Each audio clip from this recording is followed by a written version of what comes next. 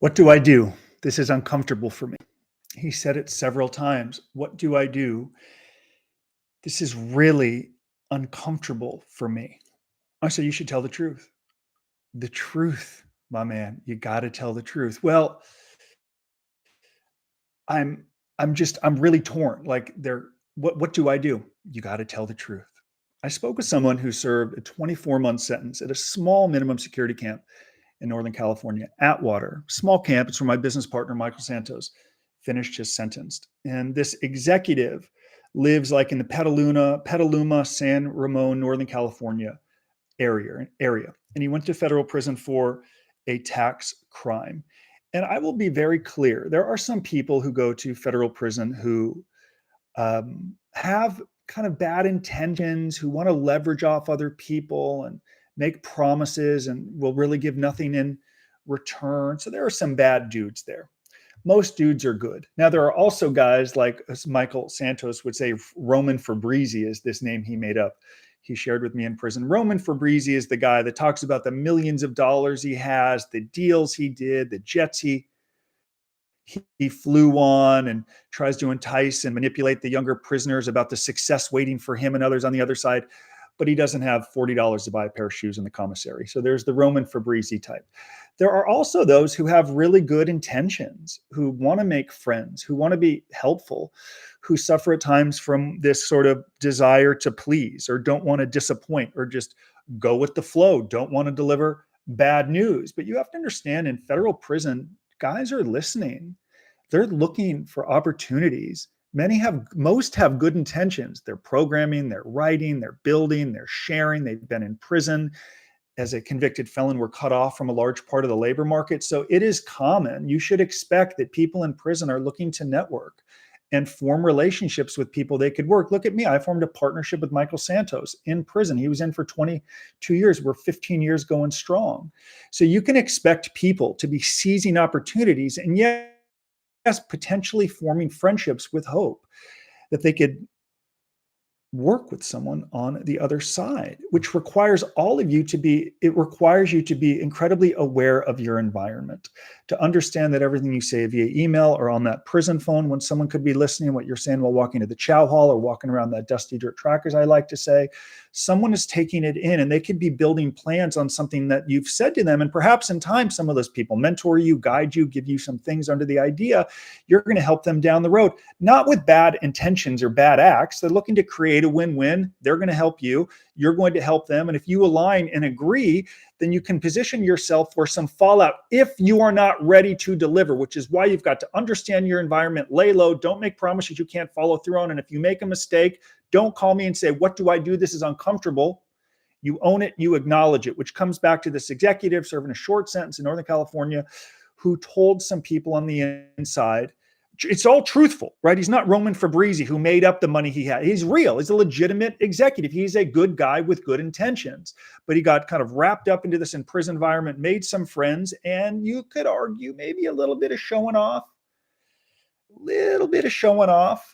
that he is a real estate broker, an entrepreneur, and he owns these projects and doesn't need his real estate license anymore because of these assets, and there's rehab and construction. So what is a dude hearing when you hear this? Oh my goodness, San Francisco, really expensive area to live. I'm going to be in the halfway house in San Francisco, Northern California. Perhaps there could be an opportunity for me. And when people he told me would inquire, he'd say, yeah, sure, kind of makes sense. You might not think about it at the time. You're just going with the flow without fully recognizing that, wow, I'm going to be home. And many of you never want to talk about prison again. The friendships that you form on the inside, you might not never want to speak to that person again. Indeed, there were people that I still think about today who helped me in prison, who I have not spoken to over the last 15 years. And some of them have reached out to me and I decided or deduced it was not in my best interest to communicate with them. But I never made a false promise to them, ever. And that's exactly what happened here when he called and said, what do I do? This is uncomfortable for me. Apparently, he had given the impression that he would hire them or work with some of them, and they started showing up at his office. Hey, dude, I'm home. Where you been? Sent you that letter, sent you the core links invitation. You didn't respond. Tried calling you. You didn't pick up. What's happening, man? I want a job. Remember me? We walked the track. We were friends. I helped you with your commissary when you were out of granola and Coca-Cola. I'm looking for a job. I'm a handyman. Construction. You said you want property here in Petaluma, San Ramon, Brisbane Bay. I'm ready to roll. I need a job. I got 3 kids. Hire me. What's happening? So when he calls and says, what do I do? This is uncomfortable for me. And I said, it's not about you. It's about someone who's home from prison looking for an opportunity, and you insinuated there was an opportunity for them. And now that they're there, you're focusing on yourself. This is uncomfortable for me. What do I do? Tell them the damn truth. There is nothing that I can do right now. I am unable to hire you right now. I'm sorry that I misled you. I did not have bad intentions. I didn't fully think it through. Maybe there's something else I can do to help, but offering you a job is not one of them.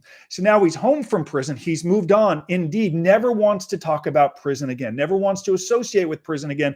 And now 3 or 4 guys have shown up at his office, and some of them are kind of pissed off that they were emailing and calling from prison. He didn't pick up. They feel used. They feel exploited.